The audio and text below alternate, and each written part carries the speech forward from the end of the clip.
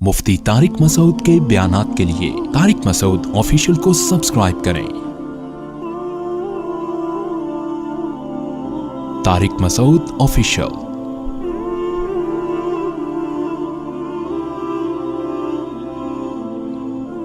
अल्लाह मेरे शेख की मग़फ़िरत फरमाए।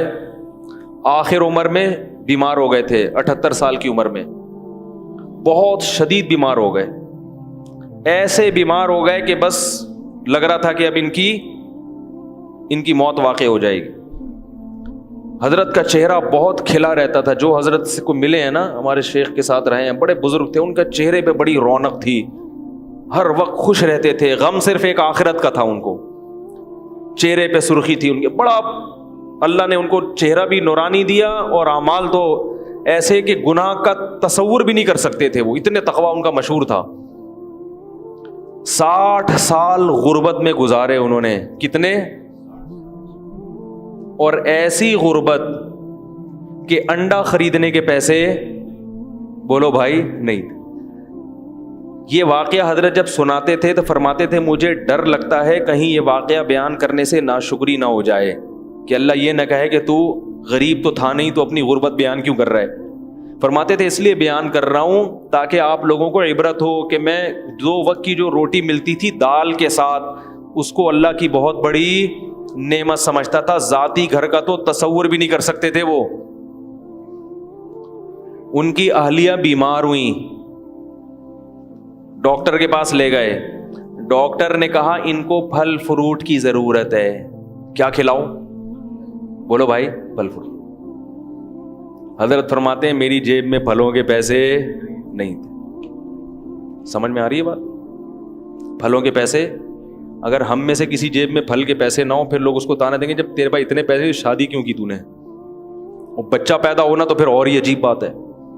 भाई निकाह तो करना है, चाहे पैसे हो या ना हो। ऐसी औरत से करो जो आपके साथ कंप्रोमाइज करे।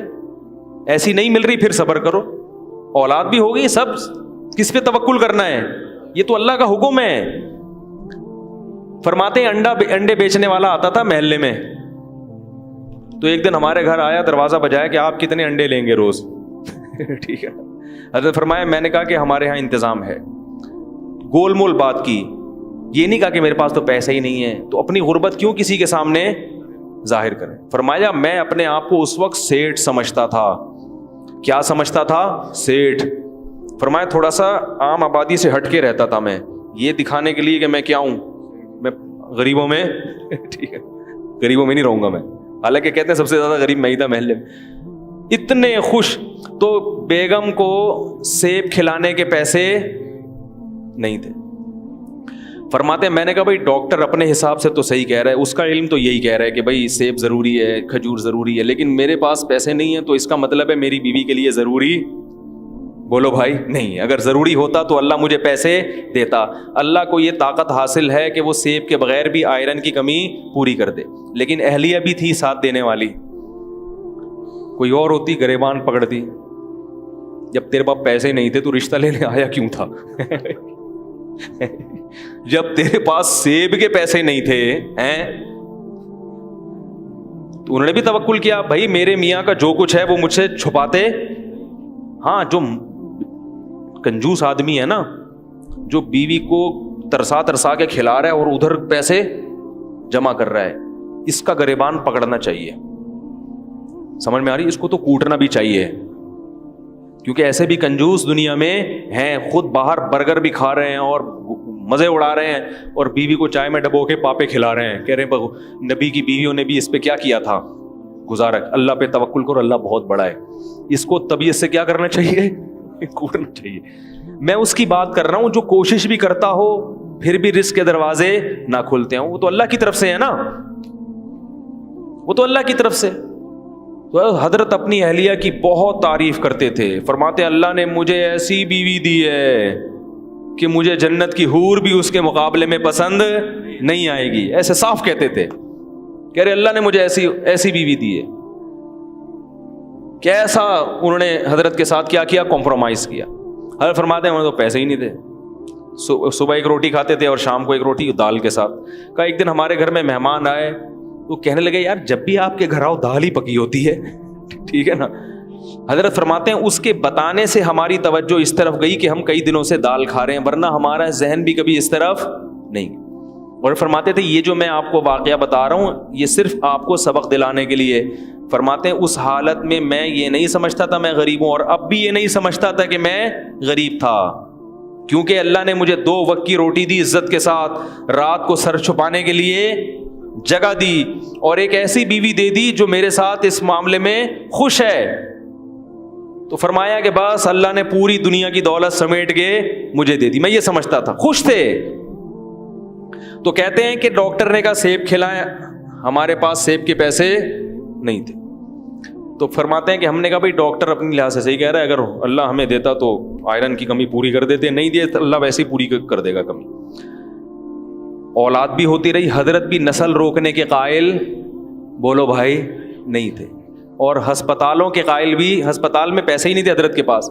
سب حضرت کی اولادیں ماشاءاللہ جوان ہیں، اللہ نے کثرت سے اولاد بھی دی، سب بچے پل بھی گئے، باہر ملکوں میں چلے گئے، اعلیٰ تعلیم بھی حاصل ہو گئی۔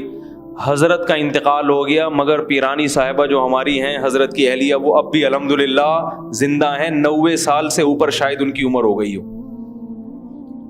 نہیں آ رہی میرے خیال باز۔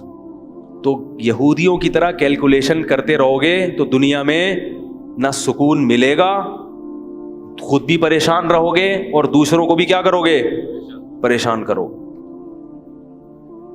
تو حضرت کا انتقال ہو گیا مگر اب بھی زندہ، بڑی اچھی صحت والی زندگی گزاری، اور حضرت کا بھی انتقال کمزوری سے نہیں ہوا یہ تھا حضرت کو شوگر کی بیماری ہو گئی تھی جو بڑھاپے میں ہو ہی جاتی ہے، لیکن حضرت اس پہ آمادہ تھے کہ بھائی اب مجھے دنیا سے جانے دو، میں میری عمر بہت ہو گئی ہے، اب مجھے زندہ رہنے کا شوق، بولو نا بھائی۔ حضرت فرماتے جب میری عمر 63 سال ہوئی نا تو پھر مجھے زندہ رہتے ہوئے شرم آنے لگی کہ 63 سال میں نبی دنیا سے چلے گئے، اب تم کیوں زندہ ہو بھائی؟ تو وہ شرما شرمی میں 78 سال کے ہو گئے، ٹھیک ہے نا، کیونکہ دنیا کو مسافر خانہ سمجھتے تھے نا، کہ بھائی جانا تو ہے، اب 60 سال ہو 70 ہو کتنا ٹھہرے۔ حضرت فرماتے تھے کہ ہمارے جب بچوں کے بچے ہو جائیں نا تو مجھے ذہن میں آتا تھا اب نئی گاڑی آ گئی ہے، پرانی گاڑی کیا کرے گی، پلیٹ فارم خالی کرے۔ یاد رکھو آپ کے گھر میں جو بزرگ ہیں ان پہ یہ فارمولا اپلائی کرنا نہ شروع کر دیں کہیں جا کے، کہ آج ہم نے سنا ہے کہ 63 سال کے بعد انسان کو شرم آنی چاہیے، آپ تو 70 کے ہو گئے، یہ مطلب ہرگز نہیں ہے۔ ان کو یہ کہو کہ اللہ کرے آپ 100 سال جئیں، یہ ہم اپنے لیے بتا رہے ہیں، دوسرے کے بارے میں یہی کرنا ہے کہ اللہ ان کو، ہم لوگ نہیں کہتے تھے حضرت آپ 63 کے ہو گئے تو آپ کو جانا چاہیے، ہم یہ کہتے تھے آپ 100 سال سے پہلے بولو بھائی نہ جائے، بلکہ ہماری عمر بھی آپ کو لگ جائے۔ وہ ان کے اپنا ذوق یہ ہے، جو چاہنے والے ہوتے ہیں نا وہ کبھی بھی نہیں چاہتا کہ ہمارا جو جس سے ہم محبت کرتے ہیں وہ دنیا سے جائے، اس کی محبت کا تقاضا ہے کہ وہ کہے کہ آپ زندہ رہیں، آپ کی عمر ابھی اتنی نہیں ہوئی جانے والی۔ ہم حضرت سے کہتے تھے لوگ 100 سال میں جاتے ہیں، آپ 78 میں ایسی باتیں کر رہے ہیں، 63 میں ایسی باتیں کر رہے ہیں۔ تو جس کو محبت ہوتی ہے نا وہ اسی حساب سے سوچتا ہے۔ ایک شخص نے حضرت کو خط لکھا کہ حضرت مجھے ڈر ہے اگر آپ مر گئے تو میرا کیا ہوگا۔ حضرت فرمایا یہ کیوں نہیں سوچ رہے اگر میں مر گیا تو میرا کیا ہوگا۔ شیخ کے مرنے کے خیالات آ رہے ہیں، ٹھیک ہے۔ محبت کا تقاضا یہ ہے کہ آپ اپنے مرنے کا تصور کریں، جس سے محبت ہے اس کے بارے میں کہیں انشاءاللہ آپ نہیں مریں گے۔ کیا خیال ہے بھائی؟ تو میں جو اصل واقعہ بتا رہا تھا، تو جب حضرت کی پھر 60 سال کے بعد حضرت کے پاس پیسہ آیا ہے، سمجھ میں آ رہی ہے بات؟ 60 سال کے بعد کیا ہوا؟ رزق کے دروازے کھل گئے۔ جب اللہ نے غریب رکھا اس وقت بھی خوش، جب پیسہ دیا تو بھی خوش۔ پھر پیسہ خرچ کیا جائیدادیں بنانے میں، بولو بھائی، کوئی مکان اپنے لیے نہیں بنایا۔ فرمایا تمہارا مال وہ ہے جو حدیث میں آتا ہے نا، کھا کے ختم کر دو، پہن کے پرانا کر دو۔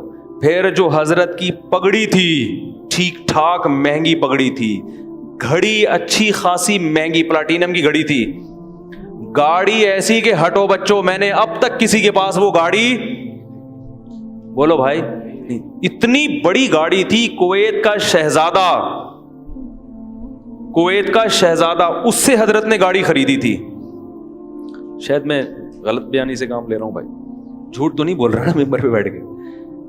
اور فرماتے ہیں جب میں پیٹرول پمپ پہ جاتا تھا تو ٹینکی فل کراتا تھا، یہ نہیں کہ 500 रुपए का गाड़ी में, इतनी बड़ी गाड़ी रखी हुई है, 50 रुपए का पेट्रोल डाल दो, फिर जब खत्म होगा तो नया डाल। भाई जब तुमने ही चलानी है तो भर दो इसको।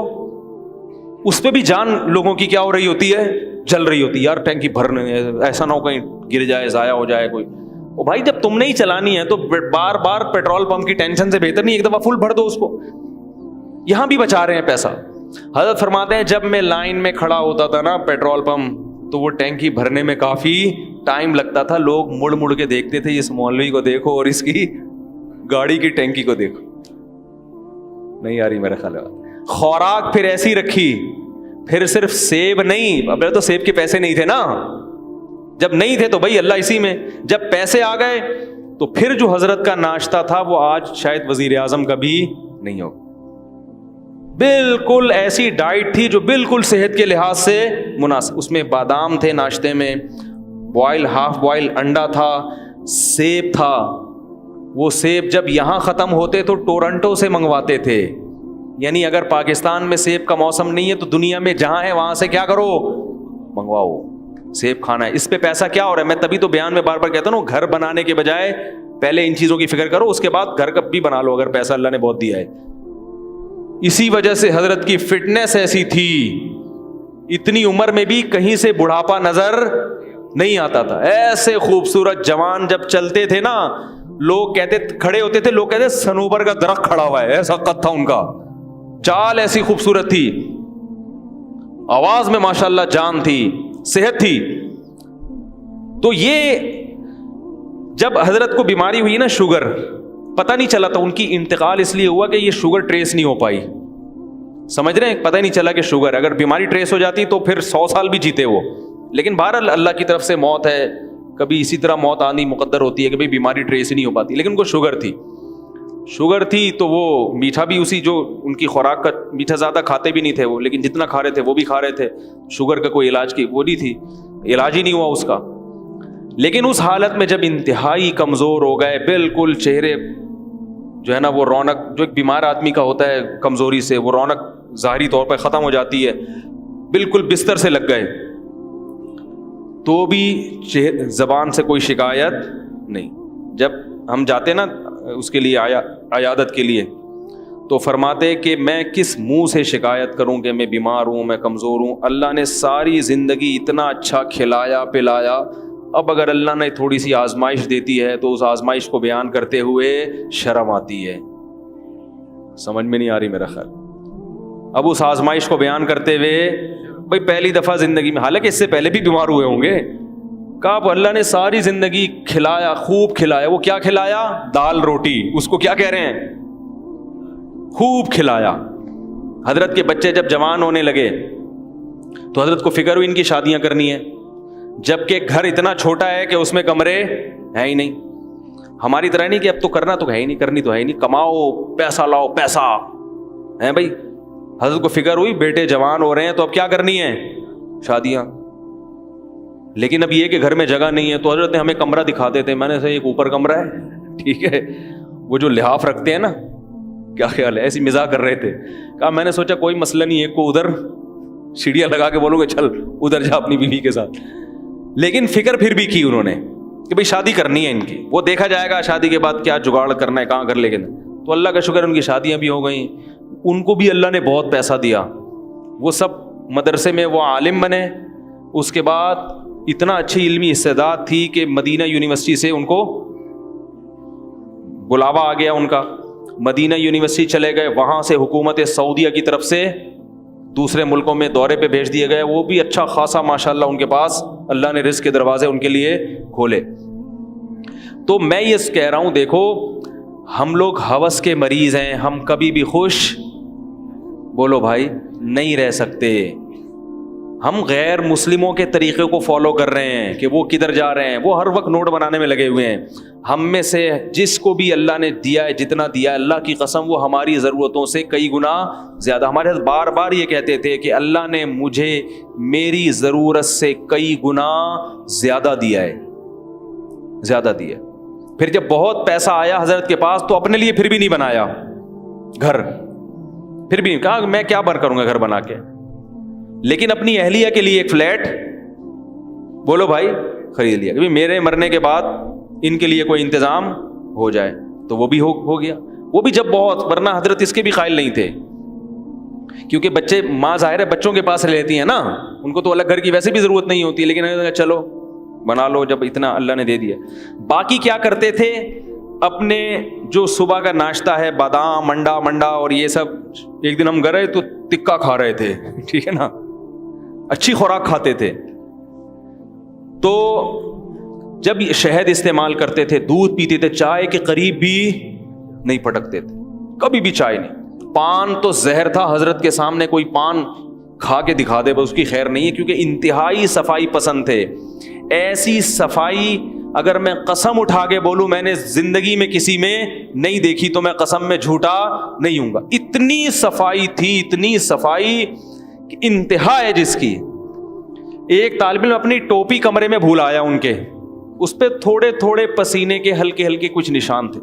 حضرت اس ٹوپی کو نا یوں کر کے لے کر آئے, ادھر رکھ کے, کہا مجھے چکر آ رہے ہیں اس کی بدبو سے, حالانکہ اس میں کچھ بھی نہیں, لیکن ناممکن تھا, ایسی صفائی تھی.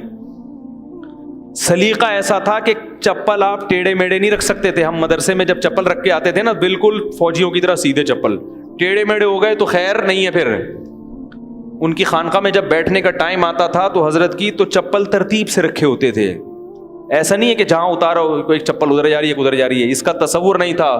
گاڑی جب اپنی پارک کرتے تھے ایسی تمیز سے پارک کرتے تھے, اس کے جو ٹائر ہیں پہیے بھی کیا ہوتے تھے, بالکل سیدھے, ٹیڑھے میڑے نہیں ہوتے تھے. ہر چیز میں سلیقہ. کوئی بائک اگر گلی میں کھڑی کر دے, ذرا سی ٹیڑھی میڑھی اس کو ڈانٹ پڑتی تھی. ایسا سلیقہ, ایسی تمیز, اتنی صفائی, انتہائی درجے کی صفائی تھی. تو میرے بھائی ہمارا سب سے بڑا مسئلہ کیا ہے, ہوس. ہمارا مسئلہ غربت نہیں ہے. ہم میں سے ہر شخص کو اللہ اس کی ضرورت سے کروڑہ گنا زائد ہے.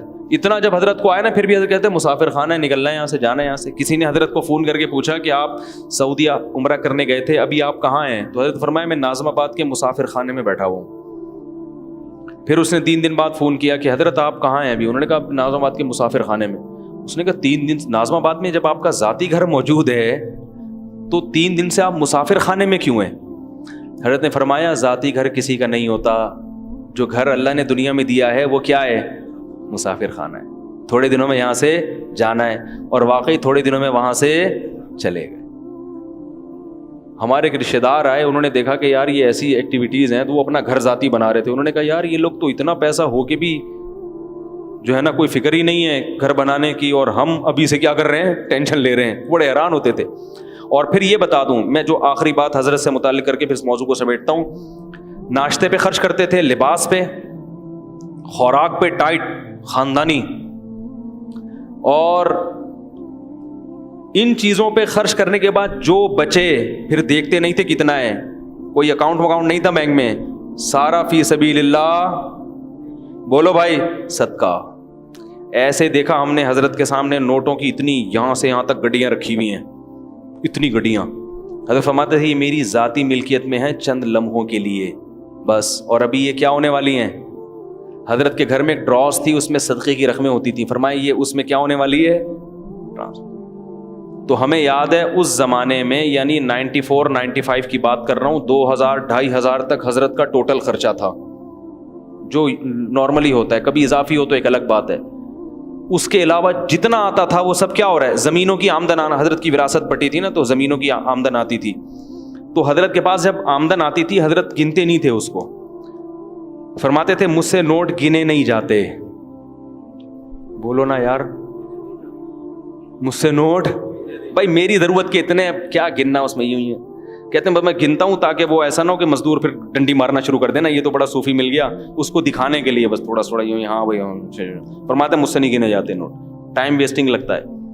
بس جتنے آ رہے ہیں کیا کرو, بولو بھائی صدقہ صدقہ صدقہ صدقہ. یہ جامع رشید کو جو اللہ نے اتنی ترقی دی, اس میں ہمارے حضرت کا تقویٰ بھی شامل ہے اور ہمارے حضرت کا پیسہ بھی شامل ہے. نہیں آ رہی میرا خیال ہے بات سمجھ حضرت, ورنہ محتمم اپنے پیسے کہاں لگاتے ہیں مدرسے میں بھائی, لگاتے ہیں کچھ لوگ جو یہاں بیٹھے ہوئے ہوں گے یا بیان سن رہے ہوں گے, ورنہ ایسا ہوتا نہیں ہے. اپنا پیسہ بڑی بڑی رقمیں خرچ کر دیا کرتے تھے, رشتہ داروں پہ خرچ کرتے تھے, غربا مساکین پہ, مدارس پہ.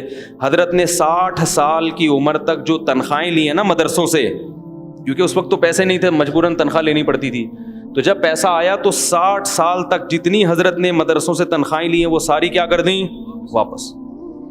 نہیں یاری میرا خیال ہے. تو اللہ نے ایسے مولویوں سے ہمیں نواز دیا, ملا دیا. تو پھر ہمیں پتہ چلا یار کوئی اوریجنل مولوی تو بڑا خاندانی. اس کا مطلب یہ نہیں کہ اپنے مسجد کے اماموں سے آپ نفرت شروع کر دیں, سب اتنے تقوی کے معیار پہ نہیں ہوتے. اپنے سے ہر ایک کو اچھا ہی سمجھا کریں. آپ سمجھیں یار میرے امام صاحب تو چندہ مانگ رہے تھے مجھ سے ہیں, تو ایسا نہیں ہے. اپنے امام سے محبت کیا کریں جیسا بھی ہو, کیونکہ جیسے ہمیں ویسے ہمیں امام بھی اسی ٹائپ کا ملے گا. یہ تو بڑے بڑے بزرگ لوگ ہیں جو ویسے ہی شارٹ چل رہے ہیں, ٹھیک ہے نا, تو ایسے تھوڑے ہی رہتے ہیں ہمیشہ ہر دور میں. اور ہمارے جتنے بھی دیوبند کے اکابر قریب میں گزرے ہیں نا, ان میں تقریباً سب میں اسی قسم کا تقوی ہے. تقوی تھا بھی اور اب بھی ہے. اب بھی ہیں ایسے لوگ میرے علم میں, ایسے علماء جو سخاوت کا دریا ہیں, ایسے اللہ کی راہ میں اڑاتے ہیں, ایسے اڑاتے ہیں آپ دیکھ کے حیران ہو جاؤ کہ ان کو ڈر نہیں لگتا کہ کل فاقے نہ آ جائیں.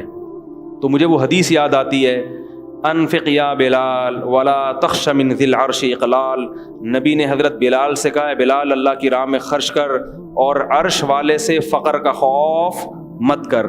تو اللہ کے لیے کر رہا ہے, اللہ تجھے فقر و فاقہ میں نہیں ڈالے گا. مگر علماء نے کہا یہ اس کے لیے جس میں توکل بہت ہو, کیونکہ بعض دفعہ اللہ کی طرح سے آزمائش آتی ہے تو وہ بھینس والا قصہ بھی ہو جاتا ہے بعض دفعہ, ٹھیک ہے نا. پتہ چلا آپ نے صدقہ کیا, اب پیسے ہی نہیں ہیں, تو اب کاروبار میں انویسٹمنٹ جتنی تھی وہ ساری غریبوں کو کھلا دی, اب بیٹھے ہوئے ہیں. تو آزمائشیں بھی آتی ہیں, تو جو آزمائشوں کو برداشت کر سکتا ہے اس کے لیے تو اتنا تقوی ہے. نارمل آدمی کو ایسا حکم نہیں ہے. نارمل کو یہ ہے کہ بھائی اتنا انویسٹ کرو, اتنا لگاؤ. کتنا انویسٹ کرو اس کا ایک فارمولا بتا دیتا ہوں. علماء کہتے ہیں آپ کی جو تنخواہ ہے نا, 1 سال کی تنخواہ آپ اسٹور کر لیں پہلے سے ایڈوانس میں, تاکہ آج اگر جاب چلی گئی تو 1 سال تک آپ کے جاب تلاش کرنے کا آپ کو موقع ملے, اور اس دوران آپ کیا کریں, بولو بھائی. خاص مثال 1 لاکھ اگر کسی کی تنخواہ ہے تو 12 لاکھ وہ جمع کر کے اسلامی بینک میں یا کہیں بھی کوئی پلاٹ لے کے ڈال دے. سمجھ میں آ رہی ہے بات؟ تاکہ اگر آج جاب کبھی چلی بھی جاتی ہے نا تو پھر لوگوں کے سامنے ہاتھ پھیلانے نہ پڑیں, اور پھر کم میں گزارا بھی نہیں ہوتا نا. جب 1 لاکھ کا عادی ہو گیا تو 50 میں گزارا بھی نہیں ہوگا, عادت خراب ہو جاتی ہے نا. اپنی نہیں ہوتے بیگم بچے ماریں گے پکڑ کے, بولیں گے وہ برگر کھلا رہا تھا ابھی پاپے پہ لے آیا ہمیں, وہ نہیں کھائیں گے پھر. تو 1 سال کا کیا کر لو, اسٹور, یعنی پہلے سے محفوظ کر لو. اتنا توکل, یعنی اتنا توکل بھی اس زمانے میں ٹھیک نہیں ہے کہ بالکل 1 روپیہ بھی نہ جمع کرو.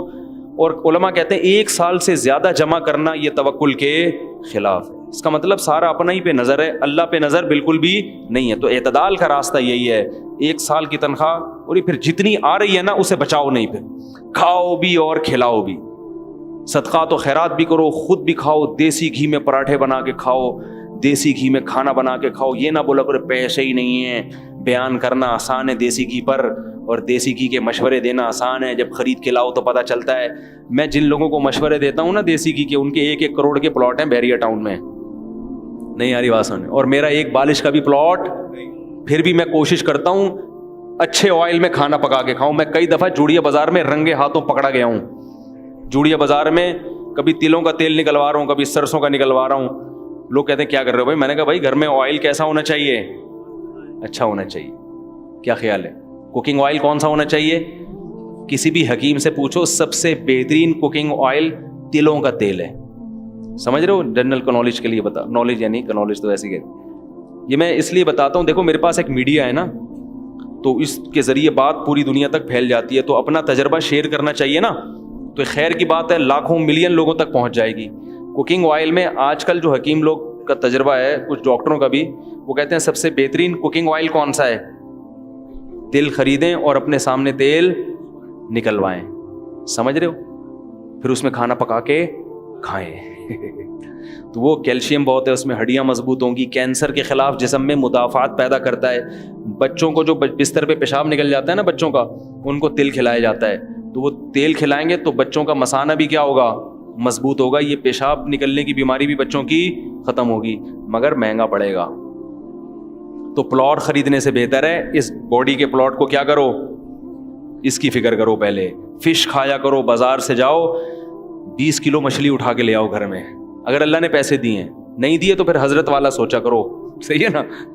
جو ہمارے حضرت سوچتے تھے بھائی اللہ نے دیے ہوتے تو اللہ نے مچھلی ضرورت ہوتی تو اللہ پیسے بھی دے دیتا.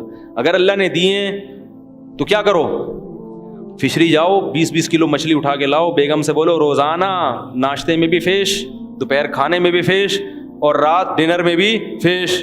بنگالیوں کو دیکھو فش کھاتے ہیں کیسے ہینڈسم اسمارٹ رہتے ہیں نا ساری زندگی, بال کالے رہتے ہیں. ہمارے ایک استاذ ہیں بنگلہ دیش کے, پورے بال کالے ان کے. میں نے کہا آپ کی عمر کتنی؟ انہوں نے کہا پتہ نہیں 46 سال 48 سال. ایسے گھنی کالی داڑھی, یہ کس کا کمال ہے؟ فش کا, مچھلی کھا رہے ہیں دبا کے. ہمارے ہاں مچھلی ڈاکٹر کے مشورے پر ہفتے میں 1 دن, کیونکہ دوبارہ خریدتے ہوئے جان نکلتی ہے, یار مچھلی کیسے خریدیں, یار مچھلی کیسے. تو بھائی یہ قدرتی چیزیں, ان پہ پیسہ خرچ کرو اللہ کے بندو. شہد کھاؤ, کیا کھاؤ ٹھیک ہے شہد کھاؤ.